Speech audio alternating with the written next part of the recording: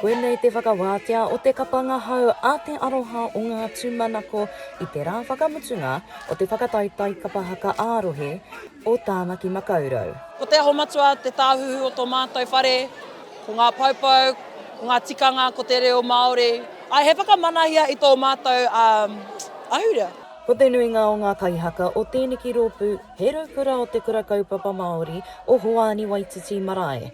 Whēnei i a mitotangi wale Schmidt peke. Ko ia hoki te kaitātaki wahine.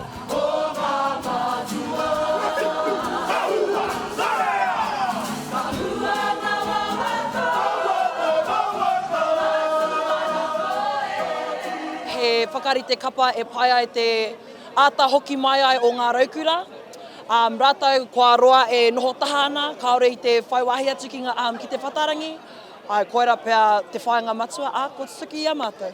Taku kore mōhio ki ngā rina, ia tape pe haere te whiu hoi anō, kakari ana te tinana ki te whakatauira pia, te aroha o te ngahau o te kapa. Kotahi rā noi ho, e ai ki te kaipapāho rongonui nei, a papa Tahuri Tumoana. Kei a rātou ki te whakaharatau mō te kapa nei o tira ki te tautoko i a rātou tamariki i ngā tini kapa o Oriini Kaipara marae. Nō reira, kei he kaupapa i tuatu ai te kapa haka ki te whakakotahi a tātou, ki te whakaora i a tātou ā-wairua, ā-tinana, ā-hine naro, kia tū, nara i te whakahi, engari kia mauri tau. Kaore au i tino haratau, engari, mā roto i te ko ngā nuka e rā te tautohi tō kai haka, he huna i ngā hapa. Koe rā tāku. Ka hoki atu te mema pāremata mō Tāmaki Makaurau a Oriini Kaipara o Te Paati Māori ki te atamira i roto i tēnei o ngā kapa ngahau.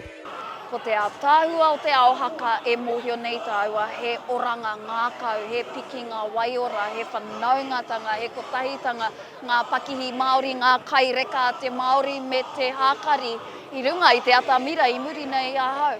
Koe nei te take, he whakapiki i te ora o ngā hapori katoa mā te whakatōpui a mātou. I reira ka ki au, ai, me nui ake te moni engari me tika te whakarite. Kia tū kotahi rātou me a rātou tamariki. Anei tētahi e hara mai nei, ka tū a tōna wā mo te kapa, hua wai, o Oriini Kaipara nō reira, nā papapita tēnei whakaronga tātou kuia krau o tō tātou nei marae. Ākoa te poto o te wā ki au nei, i kaunga ngā mahi, i kaunga te ngana o te kapa, koera pia te mea nui. Me te ātāua hoki o te nohotai a tuakana a teina hoki. Ka mutu he whakahoki mai i ngā waiata tawhito o Oriini Kaipara. Ko whakatauria e ono ngā kapa ka whakakanohi i a Tāmaki ki hopuhopu a te tau e tū mai nei. Ka tuarua ko te kapa whakataetae o ngā Tūmanako.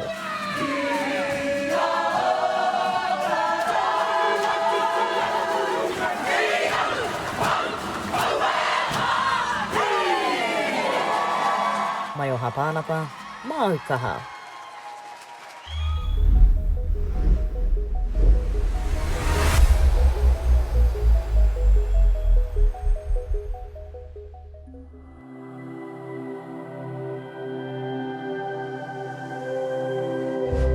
Ko te reo, te take.